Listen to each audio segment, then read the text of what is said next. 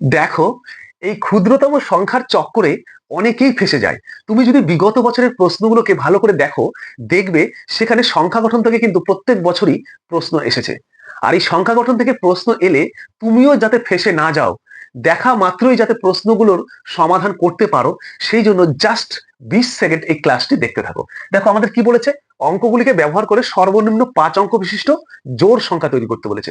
এখানে দুটো কন্ডিশন বলেছে, একটা হচ্ছে সর্বনিম্ন মানে ছোট, এবং একটা বলেছে জোড় তোমাকে তৈরি করতে হবে। দেখো, ক্ষুদ্রতম সংখ্যার ক্ষেত্রে কি করবে তোমরা, খুব সহজে করার জন্য যত অঙ্ক বলবে তটা দাগ দিয়ে দাও। 5 অঙ্ক বলেছে, 5টা দাগ দিলাম। অঙ্কগুলোর মধ্যে দেখবে জিরো আছে কিনা, হ্যাঁ অবশ্যই জিরো আছে, দেখতে পাচ্ছি। তো যদি জিরো থাকে ক্ষুদ্রতমের ক্ষেত্রে, জিরো সবসময় দ্বিতীয় স্থানে বসে, তাই দ্বিতীয় স্থানে বসিয়ে দেবে।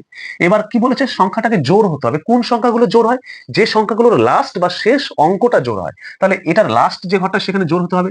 দেখো আমি জিরোকে বসিয়ে দিয়েছি, এটাকে বাদ দিলে আর কি জোড় সংখ্যা আছে, দেখো শুধুমাত্র 2 আছে, যেটা জোড় সংখ্যা। তাহলে 2টাকে অবশ্যই কিন্তু লাস্টে বসাতে হবে। তাহলে 2টাও চলে গেল।